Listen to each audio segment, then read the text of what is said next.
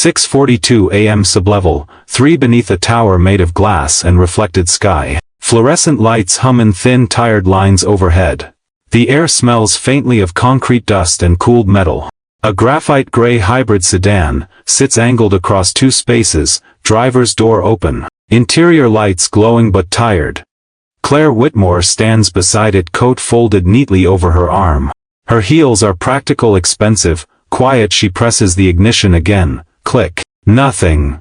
Her assistant leans closer, lowering his voice as if the car might hear him. It's 6:42. The investors are already in the building. Security waits a few feet back, alert, careful not to stare. She presses the ignition once more. Click. A thinner sound this time. No one says the word stranded, but it hangs there. He enters without announcement. From the far end of the row, near the maintenance cage, dark work jacket, faded denim, boots that have known oil and winter salt. He walks at a steady pace, not slow, not hurried. No introduction, just a nod. Morning, he says. The assistant opens his mouth to intercept, then pauses. The man is already beside the car. He doesn't touch it. Try it again, he says. Voice even. Claire studies him for half a second, then presses the ignition. Click. A shallow relay snap. Then silence. He closes his eyes briefly as if measuring distance by sound alone. The garage feels larger in the quiet that follows. He steps back, glances once at the ceiling ductwork, then at the front axle. From his breast pocket, he removes a short piece of white mechanic's chalk, worn down to the size of a thumb. He kneels. The concrete is cool beneath him. Without explanation, he draws one circle, then another, then a third, each about 8 inches wide, perfectly spaced beneath the front of the vehicle. The chalk whispers against the floor. Claire watches. What is that supposed to do? She asks, not sharp, just controlled. He doesn't look up immediately. He caps the chalk against his palm to clear the dust, slides it back into his pocket. On his wrist, an old analog watch, scratched crystal, black leather strap softened by years. He checks it. 7 minutes, he says. That's all. Her assistant asks. He nods once. Security shifts weight. Fluorescent lights hum. Somewhere above them, an elevator cable whirs. Claire folds her coat more tightly over her arm. She studies the circles, precise, intentional, unnecessary. It seems. What happens in 7 minutes, she asks. He meets her eyes then, not challenging, not deferential. We'll see. He steps inside the outer edge of the circles and waits. What she didn't know yet was that the circles weren't about the engine. And the silence settling over sublevel 3 had very little to do with a dead car. Daniel Mercer's alarm goes off at 5:15 a.m. No snooze. The sound is a soft chime, not a song. He reaches for it before the second tone. 44, widower, 1 daughter. 12 years old and growing faster than he is ready for. The apartment is small but orderly. He moves through it without turning on overhead lights. Kitchen first. He slices 1 apple into even wedges, 12 pieces exactly. They soak in a bowl of water with a capful of lemon juice. He dries them carefully before sealing the container. They won't brown that way, Emma noticed once. He adjusted peanut butter sandwich crusts left on. She says it tastes the same either way. At 5:42, he tightens the loose hinge on the hallway cabinet door. It shifted half a millimeter overnight. He heard it when he closed it. His watch sits on the counter beside the sink. Analog, black face, thin silver hands. It belonged to his father. It loses 4 seconds a week. Daniel corrects it every Sunday. He has never owned a digital one. By 6:05 he knocks lightly on Emma's door. Up, em, a groan. Then, 5 minutes, you said that yesterday. A pause. Then a softer, I know. He leaves the door open 3 inches. Enough light to move her forward. At 6:18, she walks into the kitchen, hair uneven from sleep. He slides the lunch container into her backpack without comment. You, coming Thursday, she asks, tying her laces. For the science fair. He rinses the knife, dries it. I'll be there. You promise? He looks at her then. Yes. No hesitation. He doesn't add qualifiers. Down in sublevel 3, Daniel is the first to notice when the south gate hesitates half a second before lifting. He reprograms the sensor timing during his break. No memo sent. No meeting required. He knows which fluorescent tube above space B17 will flicker 3 mornings before it burns out. He replaces it the second morning. In his locker there's a small notebook, brown cover. Inside, dates and descriptions. 7/12 Ensoft double click, Lexus RX cold start. 8/3 Fensai low hum, Tesla Model 3, after rain. He writes the sounds the way other men write reminders. At 10:15 most mornings, he considers buying coffee from the lobby kiosk upstairs. $4.25. He counts it in his head, then he fills his thermos with tap water instead. Upstairs, the marble floors are polished before sunrise. Catered trays arrive at 6:30. Stainless steel lids lifted by men in press jackets. Conversations about expansion. Strategy growth below. Oil stains spread like maps that no one studies. Pipes hum inside the ceiling. Water beads along concrete in winter. Daniel moves through both worlds but belongs to one. 3 years ago, management offered him a facilities oversight position, office salary increase, fewer hands-on hours. He declined. No explanation. The paperwork still sits in a file somewhere upstairs, signed but never processed. Most people assumed he lacked ambition. They were wrong, but the reason he refused has never left sublevel 3. Claire Whitmore stands with her weight balanced evenly, as if meetings begin wherever she is. Early 50s. Hair pulled back, cleanly, no wasted motion. Her coat remains folded over her arm, despite the chill. She studies Daniel the way she might review a proposal quickly, thoroughly. Is there someone more specialized we should call? She asks, not dismissive. Efficient. A woman accustomed to precision. Her assistant shifts beside her. Roadside service for this model can be here in 20 minutes. Security watches Daniel's hands. Daniel doesn't straighten to defend himself. He keeps his gaze on the vehicle. Has it done this before? He asks. Claire pauses. Just long enough to measure the cost of. The answer, yes, she says, twice. When? Cold mornings. How cold? Below 40. He nods once, filing it somewhere internal. The assistant checks his phone. We really don't have much margin this morning. Daniel walks slowly around the front of the sedan. His boots make a dull, steady sound against concrete. He runs his fingers lightly across the hood, not pressing, just feeling the retained temperature in the metal. Cooler near the grill, slightly warmer toward the center. He bends. Listening again as Claire presses the ignition, click, a thinner echo follows, almost swallowed by the garage. He closes his eyes for half a second. Not theatrical, concentrating.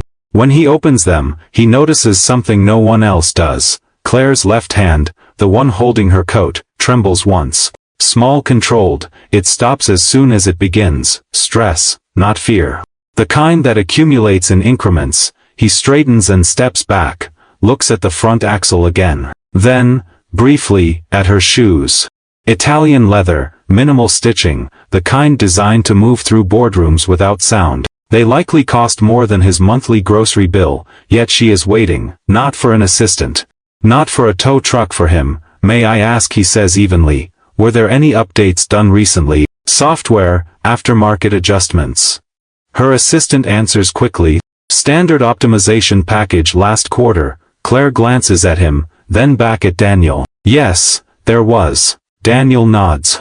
He circles the car once. More, slow, measured. He crouches and peers beneath the chassis without fully lying down. Security takes a half step closer. Daniel doesn't look up. He rests his palm flat against the concrete. Holds it there for 3 seconds. Feeling the fluorescent lights hum overhead. Somewhere in the ductwork, a faint drip echoes. He stands and looks up at the ceiling vents. Long metal corridors carrying air from higher floors, condensation beads along one seam. The assistant follows his gaze, impatient. Is that relevant? Daniel doesn't answer the question directly. Try it once more, he says to Claire. She presses the ignition. Click. This time he listens not to the engine, but to the silence after it. His eyes shift again to the ductwork, then to the damp edge of concrete just beyond the front tires. Most of them are focused on the car. Daniel is not. The car isn't the only thing malfunctioning. Daniel keeps his eyes on the underside of the sedan, but the smell of cold metal carries him somewhere else. Another morning 8 years ago, January, the kind of cold that makes breath feel sharp in the lungs. Their old hybrid had stalled on the shoulder of Route 17, not dramatic, just quiet, dashboard lights on, engine unresponsive. His wife Marissa sat in the passenger seat with a wool blanket over her knees, 8 months pregnant. Snow pushing sideways across the windshield. It'll start, he told her then. He had believed it. The battery management system had failed. A minor component. A relay no larger than his thumb. It had drained slowly over weeks, unnoticed. No warning light, no obvious symptom. By the time the tow truck arrived, the heater had been off for 43 minutes. Hospitals measure time differently in winter. After that, Daniel learned everything he could about hybrid systems. Nights at the kitchen table, service manuals open beside unpaid bills. Online forums, schematics printed in black and white. He began to understand how small failures travel, how a neglected ground wire can silence an entire machine, how condensation becomes corrosion, how silence in the wrong place means energy has nowhere to go. The watch on his wrist had stopped once. The day of the funeral, 3:12 p.m. He noticed it that evening, while washing his hands. The second hand frozen between marks. He sat at the table and opened the back casing with a screwdriver from his toolbox. The mainspring had slipped slightly off its arbor, a detail easy to miss. He adjusted it, closed it, wound it carefully. It started again without ceremony. Machines fail when small systems are ignored. So do people. Back in sublevel 3, Daniel runs his thumb along the intake vent beneath Claire's hood. He doesn't lift it yet. He studies the edges first there, a thin sticker near the housing. Aftermarket software update, installed 3 months ago. He traces the wiring path with his eyes. The grounding strap looks intact at first glance. He doesn't trust first glances. Above him condensation gathers along the metal duct seam. One drop falls, darkening the concrete inside the outer chalk circle. He checks his watch. 5 minutes have passed. Claire stands several feet away, composed. Her assistant is quieter now. Even security seems less certain of what they are watching. Daniel crouches lower and presses 2 fingers against a bolt near the grounding point. It shifts almost imperceptibly. He remembers another morning, snow pressing against glass. The waiting. Counting breaths to measure time because the dashboard clock had gone dark. He had told himself help was close. He does not rush now. He tightens the bolt slightly, then stops. Listens again as Claire turns the ignition. Click. The same shallow response. Consistent. Predictable. Predictable is better than random. He leans back on his heels and looks once more at the 3 chalk circles. They remain clean except for the single darkened spot from the drip above. Energy needs a path. Moisture changes paths. He checks his watch again. 6 minutes. Claire watches him as if trying to solve a problem that isn't printed on a slide deck. "You're certain we should wait?" she asks. "Yes," he says. He doesn't explain further. He hasn't yet told her what the circles measure, and he hasn't told her what winter taught him about time. A black sedan rolls down the ramp, and turns into sublevel 3 with the quiet confidence of someone expected upstairs. The driver parks 2 rows over. 2 men step out. In tailored coats, scarves folded precisely at the collar. They recognize Claire immediately. "Morning," one of them calls lightly, adjusting his cufflinks as he approaches. "Didn't expect to see you down here. Temporary inconvenience," Claire replies. Her tone is steady, neutral. The men glance at the open hood, then at Daniel kneeling near the front tire. One raises his eyebrows just slightly. The other checks his watch. The assistant moves closer to Claire. Low voice, controlled urgency. "We can have it towed discreetly, have another car brought around. It might be better than." He gestures subtly toward Daniel, toward the chalk circles. One of the executives speaks softly, but not softly enough. She really shouldn't rely on in-house maintenance for something this technical. It isn't cruel, It's practical. The kind of comment made in boardrooms when risk needs containment. Daniel hears it. He doesn't look up, doesn't tighten his jaw, doesn't move faster. He wipes his thumb against his palm, brushing away a trace of chalk dust. His father's watch ticks steadily against his wrist. Claire notices the circles again, the faint dark spot where condensation fell. The way Daniel's boots rest just outside the lines as if respecting a boundary he set himself. The assistant tries again. We're down to 35 minutes. Daniel stands slowly, not defensive, not hurried. He meets Claire's eyes. May I try once more? He asks. There's no edge in his voice. No challenge. Just a question placed carefully between them. One of the executives glances toward the ramp. We can have a replacement vehicle here in 15. Claire doesn't answer immediately. She studies Daniel the way she would evaluate a risk profile. He isn't selling anything. He hasn't made promises. He hasn't blamed the software update or the weather or the building. He simply waits. The fluorescent lights hum overhead. A distant elevator door opens and closes somewhere above them. Footsteps echo. Faintly, her left hand trembles again, almost imperceptibly, then steadies. How long? She asks him. He checks his watch. 1 minute. The assistant exhales quietly. Claire. She lifts a hand slightly. Not sharp, just enough.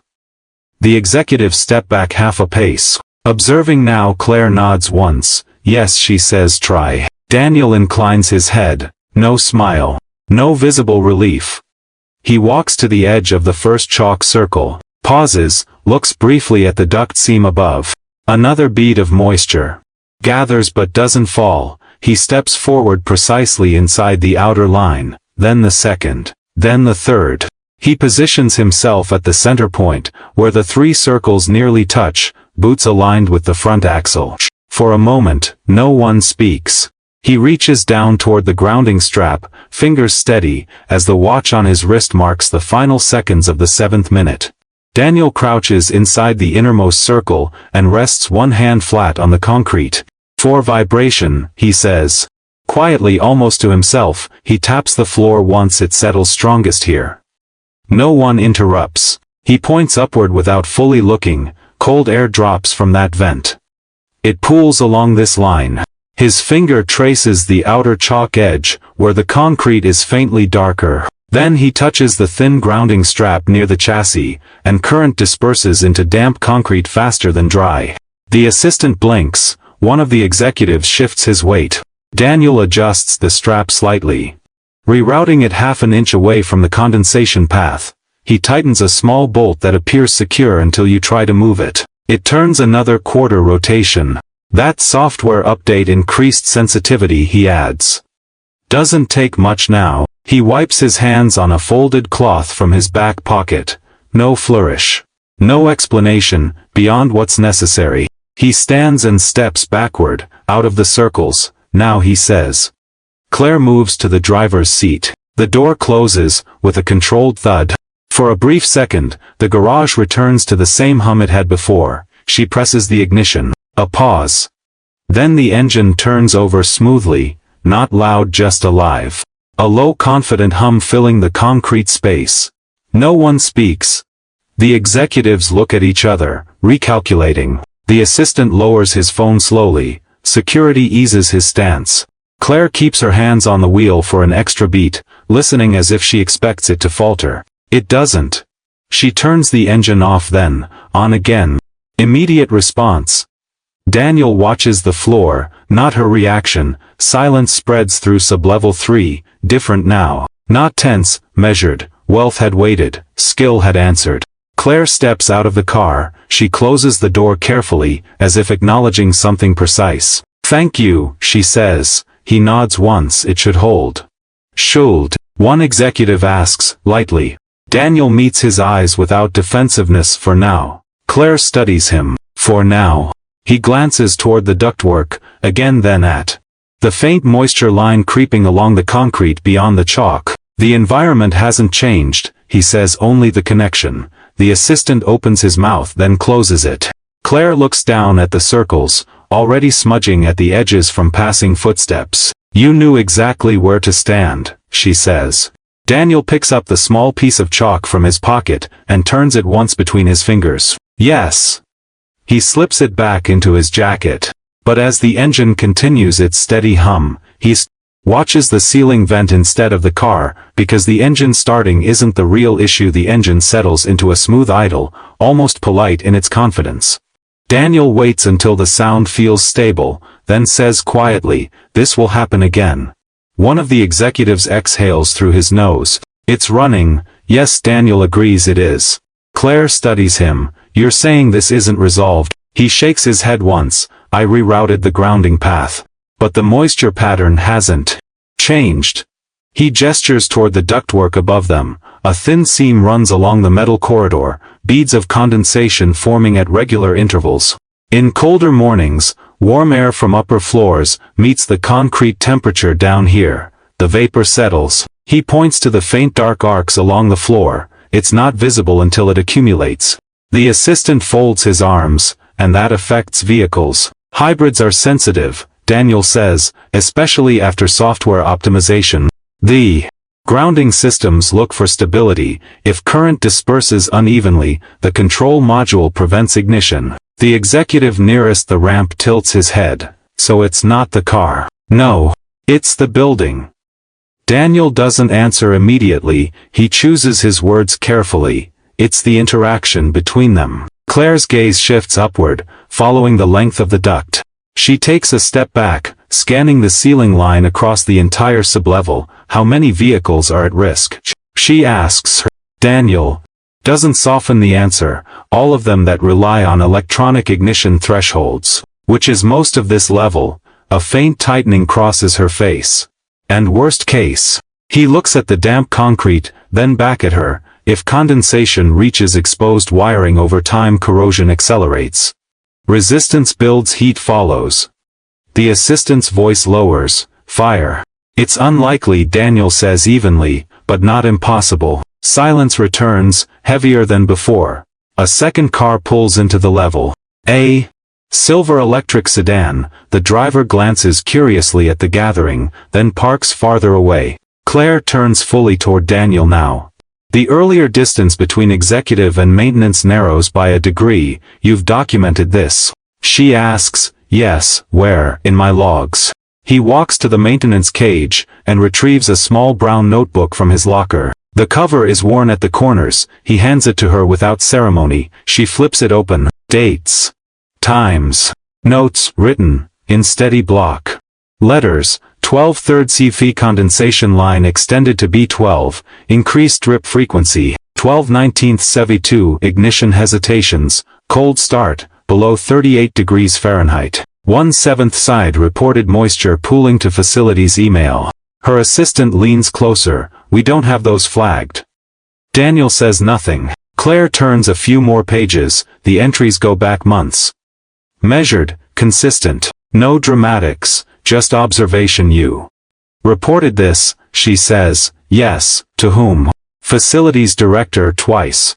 The executives exchange a brief look, not accusatory, calculating. Claire closes the notebook slowly. When she hands it back, her expression is different, less guarded, more focused. What would you recommend? She asks. The question shifts the air in the garage. Daniel doesn't answer immediately. He glances once more at the duct seam, as if confirming his own assessment. Insulate the ventilation joints, he says. Improve airflow balance between upper and lower levels. Seal the concrete along the grounding lanes. And review the software calibration on company vehicles. The assistant frowns slightly. That's not minor. No, Daniel agrees. Claire studies him. Timeline. If started this quarter, he says, risk drops before next winter. And cost? Less than a liability claim, he replies, not sharp, just factual. Another drop of condensation falls, landing just outside the fading chalk circle. Claire watches it, spread. Upstairs, breakfast trays are being uncovered. Investors are checking watches. Schedules remain intact for now. Down here, something quieter has shifted. Claire looks back at Daniel. Why wasn't this escalated? He holds her gaze steadily. I sent the reports. The question lingers in the air anyway, why did no one upstairs consider them urgent? The engine behind them continues its steady hum, but the real system under review is no longer the car. At 11:10 a.m. Daniel sits at the far end of a 14-seat boardroom table on the 32nd floor. The room is all glass and horizon. The city stretches outward in muted grays and silver light. The table surface reflects everything placed on it: tablets, leather folders, crystal water glasses filled exactly 3/4.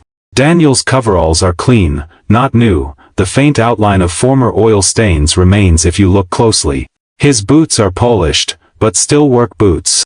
Across from him sits Martin Hale, facilities director, early 60s, crisp suit. Calm voice cultivated over decades of operational meetings. Claire Whitmore sits at the head of the table, no coat now, jacket buttoned, hands folded. Martin clears his throat. We operate a 40-year-old infrastructure beneath a modern tower. Condensation in sublevels is not uncommon. We've managed it within acceptable parameters. Daniel listens without shifting. Martin continues, budget allocations this fiscal year prioritize lobby renovation, elevator modernization and HVAC upgrades on executive floors. Sublevel insulation improvements were scheduled for review next year. Claire turns her eyes toward Daniel. You disagree? Daniel rests a thin stack of printed pages in front of him. He does not slide them dramatically. He simply aligns them with the table edge. I observed pattern escalation, he says. He checks his watch briefly. The familiar weight on his wrist steadies him. 11:14. He begins. These photos were taken over the past 6 months. He slides the first print forward, a ceiling seam with bead formation mapped in pen. Condensation line increased 12 feet between November and January. Another photo, dark arcs across concrete, moisture pooling expanded across grounding lanes. He lays down a third page. A simple chart, voltage readings recorded weekly, small fluctuations at first, then sharper deviations. Martin leans forward. Those fluctuations fall within manufacturer tolerance. For vehicles, Daniel agrees. Individually he pauses, letting the word settle, but not collectively. One of the board members speaks. Explain. Daniel nods once. Each vehicle compensates for minor instability. When multiple systems draw power in a damp environment, variance compounds. Martin folds his hands. With respect, this is theoretical escalation. Daniel does not react to the tone. At 6:42 this morning, he says evenly, the CEO's vehicle failed to start due to grounding instability influenced by condensation. I rerouted the strap temporarily. Martin glances toward Claire. She does not look away. Daniel continues, temporary correction does not alter environmental cause.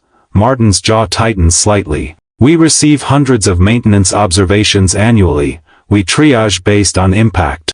Daniel meets his eyes calmly. Impact increases with delay. A small silence follows. He does not press further, does not raise his voice. He simply slides the final page forward. A printed copy of 2 emails, dates visible, subject line sublevel 3 moisture escalation. Martin looks at them. I recall. These, they were not escalated, Daniel says. Martin inhales slowly. At the time, the data did not justify immediate capital expenditure. Daniel nods. Understood. He lets that acknowledgement stand. No accusation attached. Claire shifts slightly in her chair. Worst case scenario, she says. Daniel answers without hesitation. Electrical fire, originating in compromised wiring, or systemic ignition failures affecting multiple executive vehicles. The room grows still.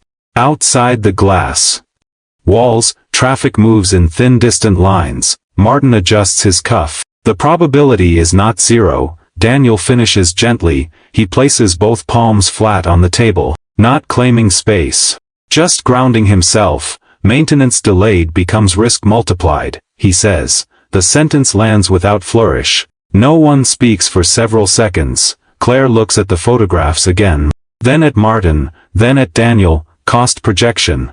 She asks Martin. Martin exhales. Mid-6 figures, if executed comprehensively. And if deferred, potentially higher. Claire turns back to Daniel. Timeline to mitigate before winter. If initiated within 30 days, he says. Primary insulation and sealing can be completed before temperature drop. She studies him, weighing something beyond numbers. Why did you decline the oversight role last year? She asks suddenly. Martin looks surprised by the turn. Daniel glances at his watch again, more out of habit than necessity. The second hand moves. Steadily. I prefer solving what I can see, he says. Claire holds his gaze a moment longer. Then she straightens slightly. Approved, she says. Immediate infrastructure correction. Reallocate from discretionary renovation. Martin opens his mouth, then closes it. He nods once professional contained. I'll begin vendor outreach today, he says. No one applauds. No one looks defeated, but the alignment at the table has shifted. Daniel gathers his papers quietly. He does not look relieved. As the meeting adjourns and chairs slide softly against polished floor. Claire speaks again. Daniel, he pauses, stay for a moment. The others file out, leaving the glass room suspended above the city. Claire's office is quieter than the boardroom. Floor-to-ceiling windows frame the river, and the slow geometry of bridges beyond it. The city looks organized from this height. Predictable. Daniel stands near the door until she gestures toward a chair. He does, carefully as if the furniture might not be built for work boots. For a moment she studies him without speaking. On her desk, 2 screens glow with market summaries and projected growth curves. Numbers moving in confident increments. Why didn't you push harder before? She asks. It isn't accusation, it's curiosity sharpened by consequence. Daniel rests his hands loosely on his knees. I sent reports. You could have requested meetings. I was hired to maintain the building, he says. Not the budget. She tilts her head. Slightly. That's not what I'm asking. He considers the window instead of her. The river looks calm from here. It isn't. My job, he says finally, is to fix what I can reach. The sentence settles between them. She notices a faint smear of white along the cuff of his sleeve. Chalk? She asks. He glances down, brushes at it with his thumb. A small cloud falls to the polished floor near his boot. Yes, you carry it with you. Most days for cars, for lines. He says. She almost smiles. At that almost her phone lights up silently. She turns it face down without reading the screen. You understood the risk before anyone else, she says. Why stay in a role where your reach is limited? Daniel checks his watch briefly. Reflex. The second hand passes 12. I need to leave by 6 on Thursday, he says, more to himself than to her. She looks at him. My daughter's science fair, he adds. 6:30. There is no apology in his voice. Claire leans back slightly. The leather chair makes a quiet sound. What's her project? Grounding systems, he says. How small failures travel. A pause. That's specific. Yes. She studies him again, this time differently. Less as an employee, more as a variable she had not accounted for. I offered you the facilities oversight role last year, she says. Yes. You declined without explanation. Yes. She folds her hands on the desk. I'm offering it again with direct reporting access. No filtration. Outside the glass. A helicopter moves slowly across the skyline. It would expand your reach, she says. He does not answer immediately. She commands billions in assets, thousands of employees, entire floors of influence. He commands himself. Daniel looks at the river again, then at his watch. The second hand continues its steady arc. I'd need to understand the scope, he says carefully. Claire nods once. The conversation is no longer about a car. Thursday evening arrives without ceremony. At 6:18 p.m. Daniel pushes open the double doors of Jefferson Middle School's gymnasium. The hinges squeal faintly. The sound hasn't been oiled in years, he notices. Rows of metal folding chairs line the basketball court. Half are filled with parents in work uniforms, office slacks, denim jackets. The air smells like floor polish and poster board glue. Emma stands near the far wall beside a trifold display. Her hair is pulled back unevenly, one shoelace slightly looser than the other. The title across the top reads in careful block letters, How Grounding Prevents System Failure. 3 chalk circles are drawn across the center panel. Not perfect. Hand-drawn, slightly overlapping. Daniel slows as he approaches. He doesn't wave. She sees him anyway. "You came," she says, as if she expected he would, and needed to confirm it out loud. "I said I would." He takes his place a few feet back while another parent finishes asking question. On the table in front of her is a small battery, a light bulb, 2 wires, and a metal plate resting on damp paper towels. When the current has a stable path, Emma explains to a boy from her class, the light stays steady. She connects the wires. The bulb glows clean and bright, but if the ground gets disrupted, she slides the metal plate onto the damp towel. The light flickers, then dims. "It doesn't mean the battery is bad," she says. "It means the energy doesn't know where to go." Daniel's jaw tightens slightly, just for a moment. Across the gym, the doors open. Again, Claire Whitmore steps inside quietly, coat draped over her arm. No assistant, no security. She pauses near the entrance, taking in the uneven rows of displays. Paper, volcanoes, solar system models suspended from string. She stands near the back wall. Emma continues, "If small energy has nowhere to go, it builds up and breaks something." She gestures toward the chalk circles. "These show where stress collects. You can't always see it, but it's there." Daniel folds his arms loosely. "Not defensive, containing something." A teacher nods approvingly. "And how does this apply to real life?" Emma thinks for half a second. "Buildings, cars, even people," she says. "If you ignore small problems, they get bigger." Daniel glances down at his watch. 6:31 p.m. He adjusts it instinctively, though it doesn't need adjusting. Claire moves closer, stopping just outside the small semicircle of parents. She listens without interrupting. Emma demonstrates again. Dry surface, stable glow. Damp surface, flicker. "It's not about power," Emma says. "It's about connection." Claire's eyes shift briefly to Daniel. He hasn't noticed her yet.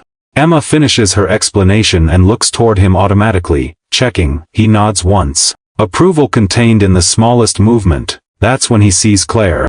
For a brief second, surprise crosses his face, not alarm. Just recalibration. She inclines her head slightly. No grand acknowledgement. Emma follows his gaze. "Hi," she says, unsure. "Good evening," Claire replies gently. "That's an impressive project." "Thank you," Emma says. Claire looks at the chalk circles, then at the damp towel, beneath the metal plate. "I had a car that wouldn't start this week," she says carefully. "I think I understand why now." Emma smiles, uncertain, but pleased. Daniel steps closer to the table, not to shield, just to stand beside. No applause fills the gym, no dramatic recognition, just quiet understanding moving between 3 people. Above them, gym lights hum softly, old fixtures, slight vibration. Daniel notices which one will flicker first. He doesn't mention it.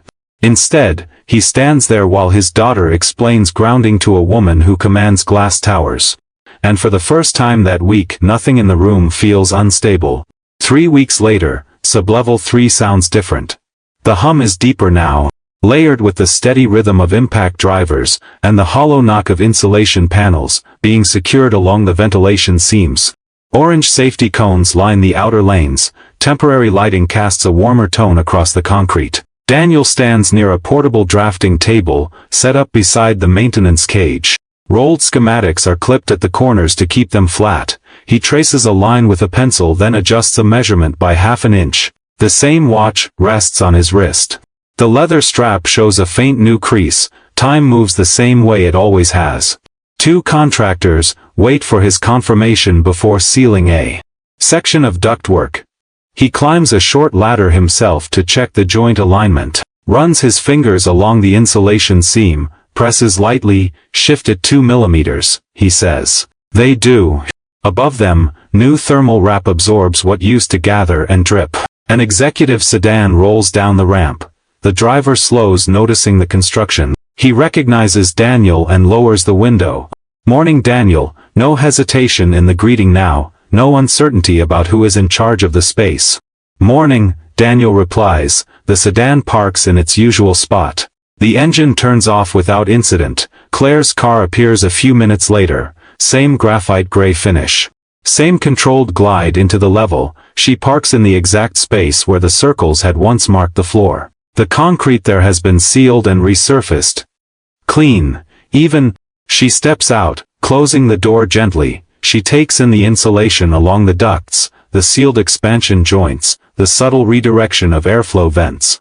Daniel walks toward her at an unhurried pace. "Good morning," she says. "Morning." She glances down at the floor where the chalk had once rested. "3 circles?" she asks lightly.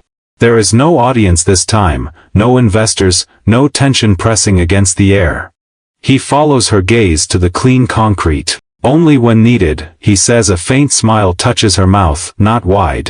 Just enough to acknowledge shared memory. She looks upward. No beads of moisture gather along the seams. The air feels balanced, dry. "The board approved the full allocation," she says. "Phase 2 begins next quarter." He nods once. "That will stabilize the east side. You've already reviewed it?" "Yes." She studies him for a moment. "You didn't change your watch," she says. "No. Or your boots. They work." A contractor approaches with a clipboard. "Daniel, we're ready for your sign-off on Section 100. He takes the clipboard, reads carefully, signs his name in steady script, not rushed, not ornamental. Claire watches the exchange. The deference is subtle but present. Questions are directed to him first. Decisions filtered through his assessment. No announcement was made. No title change broadcast across the company, but the hierarchy has adjusted. A junior manager walks past and nods respectfully. "Morning."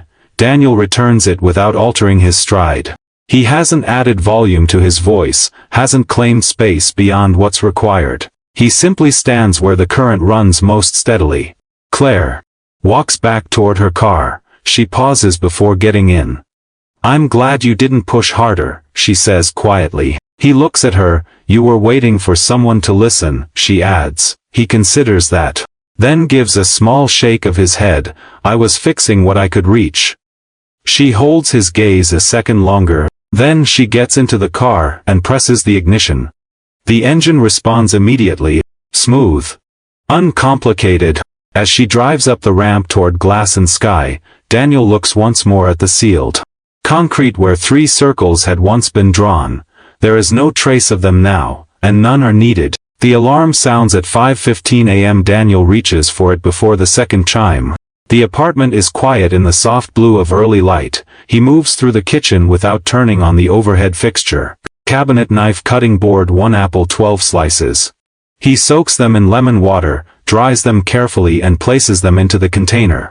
Peanut butter spread evenly to the corners of the bread. He presses the sandwich closed with his palm so it doesn't separate in her backpack. At 5:41 he adjusts the kitchen chair leg that wobbled slightly the night before. A folded piece of cardboard, trimmed flush. It sits level now. His watch rests beside the sink. He picks it up and fastens it around his wrist. The leather creases where it always has. The second hand moves in a steady arc. At 6:07 he knocks lightly on Emma's door. "Up." A muffled response, then footsteps. She appears a minute later tying her hair back. "Did they fix the building?" she asks, reaching for her backpack. He slides the lunch container inside, zips it closed. "We're working on it," he says. She studies him for a second, measuring the answer the way children do. "Is it better?" "Yes." She nods, satisfied with that. Down in sublevel 3, the air feels different. The fluorescent lights hum as they always have, but the echo is cleaner now. The concrete floor is smooth and sealed. No dark arcs. No faint tide lines spreading from beneath the ducts. Daniel walks the length of the row slowly. He pauses beneath the newly insulated seam and runs his hand along the surface. Dry. A sedan pulls in. The engine shuts off. A moment later it starts again without hesitation. He kneels briefly near the space where 3 chalk circles once marked the floor. There is no discoloration now, no dampness. From his jacket pocket, he removes the small piece of white chalk. It is shorter than before. Edges, rounded. From use, he turns it between his fingers. The dust gathers lightly along his thumb. He looks up at the ductwork, then at the concrete. There is nothing to mark. He slips the chalk back into his pocket. across the garage, a junior technician adjusts a ladder without being asked. 2. Contractors, review plans Daniel approved the day before. No one looks uncertain about the airflow patterns now. Daniel checks his watch. 6:42 a.m. The second hand passes 12. He stands and walks toward the maintenance cage, not hurried, not slow. The building above him wakes in layers, elevators rising, coffee machines hissing, doors opening onto polished floors. Below, the current runs steady. Later that morning Claire's car will descend the ramp again. It will start, it will leave. But for now, there is only the quiet rhythm of systems functioning as they should. Daniel rests one hand briefly against the cool concrete wall, not claiming it, just confirming. Some men don't need the room to notice them. They just need the current to settle and the engine will start.